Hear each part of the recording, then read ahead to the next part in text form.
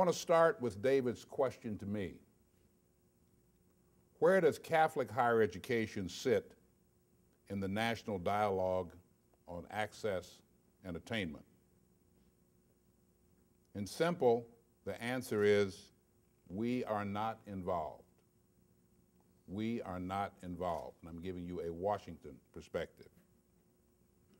The Washington discussion does not talk about individuals at all. It doesn't focus on attainment, and it doesn't care that we are both sustaining and reinforcing a separate post-secondary system for low-income and minority students. Equally troubling is the fact that the current Washington conversations are silent on creating leadership for low-income communities.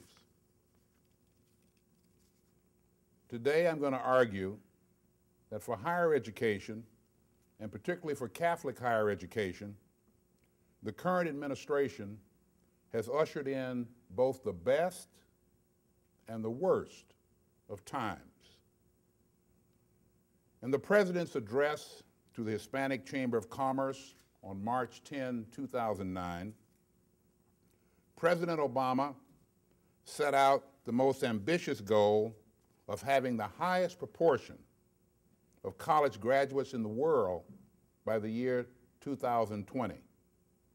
And he backed up his efforts to achieve that goal with a substantial investment in student financial aid.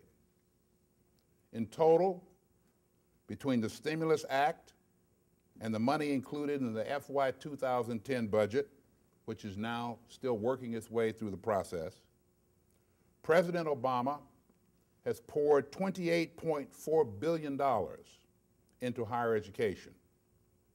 This is almost 3 times the amount of increased investment by the 8 years of the previous administration. So you might ask, what could be the possible downside for Catholic colleges, for access, for low-income and first-generation students, or for the students from minority backgrounds? The most obvious downside to me seems to be that while there has been a large investment in student financial aid, there has been absolutely no comprehensive or coherent approach to assuring that low-income students have a realistic chance to graduate from college. The current record in graduating low-income students is far from good. But so far, neither colleges nor Washington policymakers have accepted adequate responsibility for these dismal numbers. The 6-year baccalaureate attainment rate for Pell Grant recipients starting at 2-year colleges is 7%, and 47% for Pell recipients at 4-year institutions. Looked at another way, students from the bottom income quartile who start college have a 27% chance at completing a bachelor's degree by age 24, compared to those from the top quartile who start college who have a 95% chance of earning a baccalaureate degree. Nor are the human costs of attrition considered, from the loss of self-esteem in the individual to distrust of higher education in low-income communities and to unconscionable levels of debt placed on individuals already at the economic margins. Part of the reason for this lack of focus on baccalaureate attainment is muddled language we use in discussing higher education in this country. Our egalitarian tendencies promoted in 1972 in the Education Amendments of 1972, the equation of post-secondary education with higher education, an equation that is not made in other parts of the world.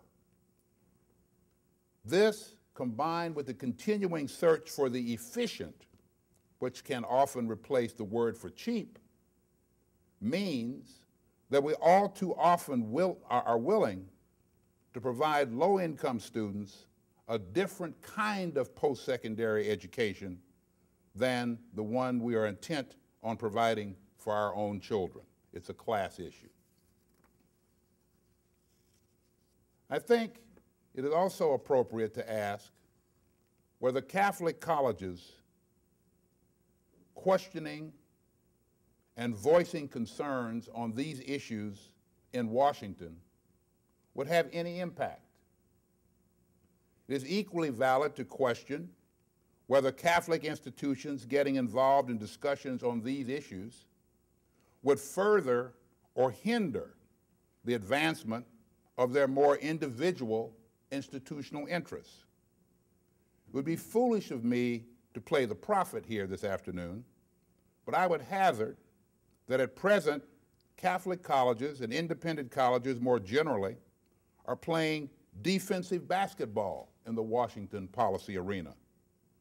What I mean by that is this: the issues such as unit data systems and the matching contribution in Perkins loans, while critical issues, do not allow our institutions to distinguish themselves from others who often appear to be just advancing their narrow institutional interests.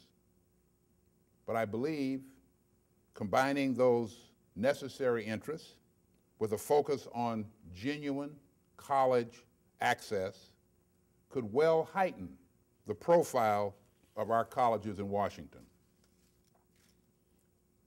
At this juncture, let's ask, how did our policy discussion in Washington get to this point? I think there are three explanations that are critical for us to keep in mind. I see these as the central dynamics of the present story. First, in 1965, when the Higher Education Act was first authorized, the president who had created this initiative and set the tone at the time was himself a first-generation student who had benefited from the transformative impact of college. Moreover, many in the Congress at that time and later themselves were beneficiaries of the GI Bill and had personally witnessed the role that college could play in changing an individual's and a family's life course. Today, the policy players tend to be good liberals who believe in education, but for whom college, and in most instances, advanced degrees come from the nation's most prestigious colleges. And as they look at it, their achievements are just the logical extension of their family's privileges and their own talent and hard work. A second major difference. From 1965 through the late 1970s, there was the need to expand opportunity. That need was fueled by the civil rights movement, which had articulated very real moral demands on our society. And greater college opportunity was seen as an instrument to provide greater equity, not only in education, but in many aspects of American life. The third reason that the conversation, I think, is so dismal and sterile in Washington today is that neither Catholic colleges nor any other sector of higher education on the whole have forcefully voiced their access and attainment concerns in the policy arena. There's silence. I think things can be different. And I want to share an example of that difference from my own experience. In 1969, Marquette University established a program whose purpose was to bring minority students to Marquette and to support them through graduation.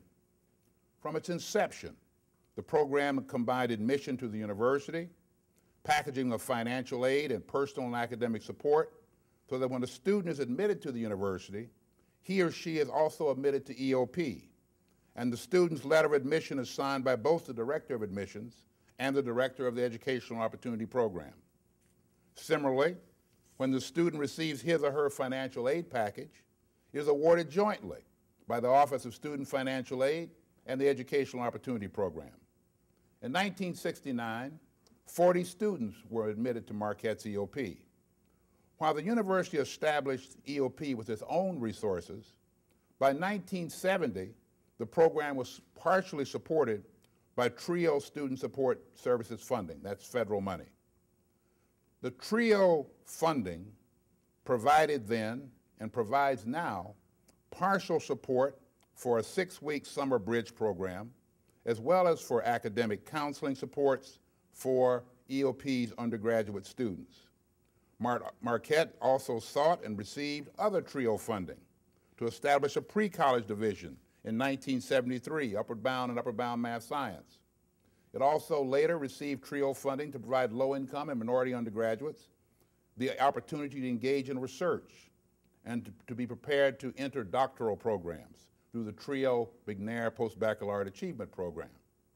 Last week, I was privileged to attend the 40th anniversary celebration of EOP at Marquette. For the occasion, the current director had assembled some pretty impressive statistics.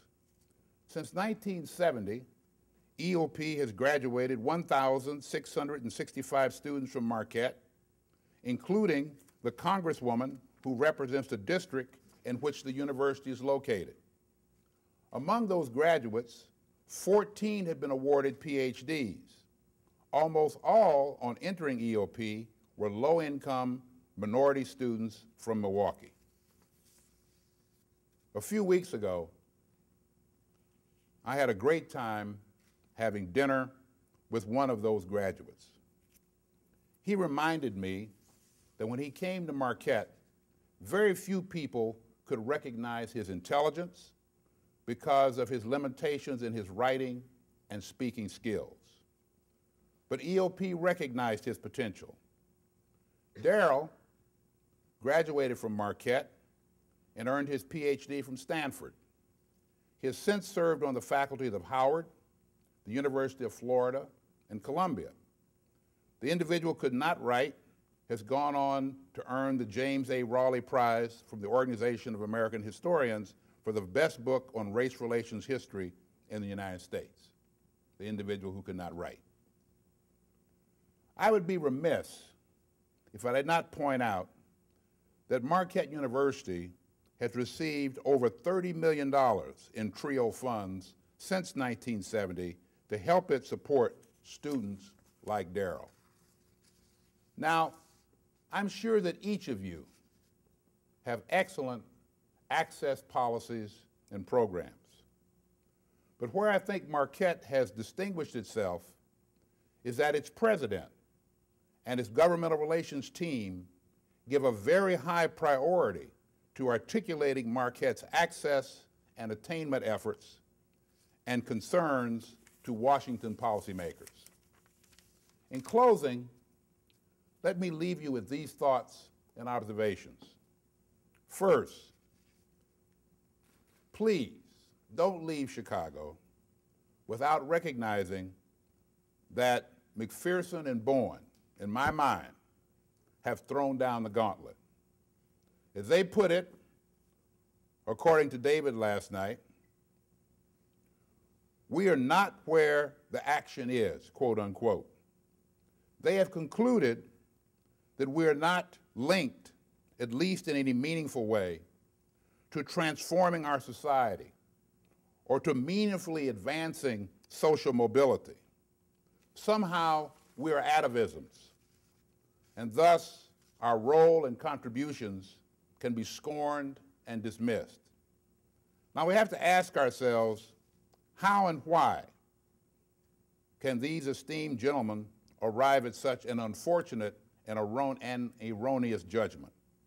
For my part, I believe their thinking is shaped in part by what they would describe as our market share. It ain't big enough, put simply.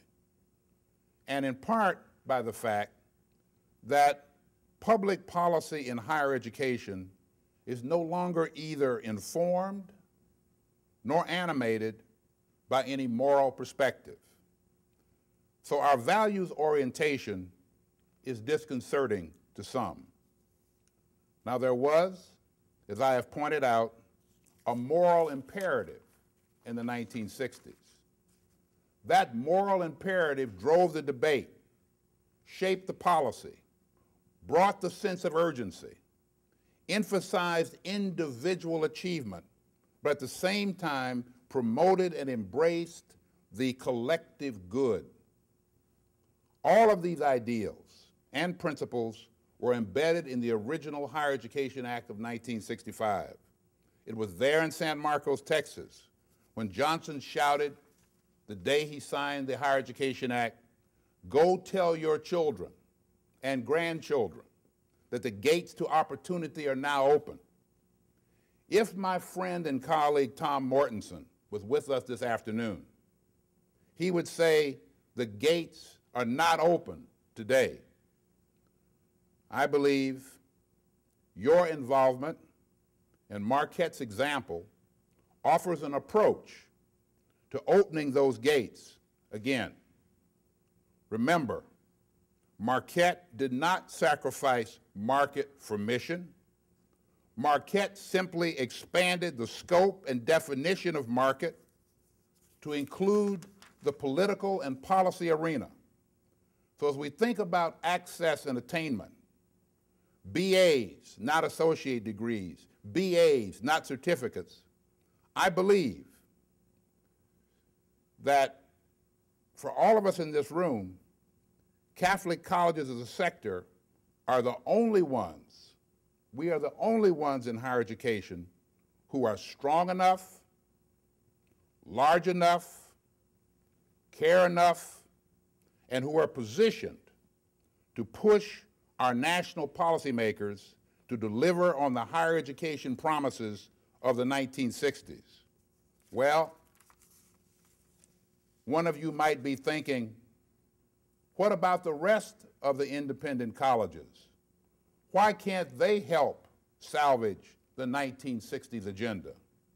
Clearly, they can help, and I believe they will help, especially if there's leadership from us. But we must lead, and we are most likely to lead because we have a unifying faith and tradition. In contrast, our peers, for the most part, are just liberal arts colleges, just liberal arts colleges. They are just research universities. So the real tensions and the dissonance that Catholic colleges often feel with respect to reconciling mission and market can hardly ever be as nagging outside the Catholic arena. So,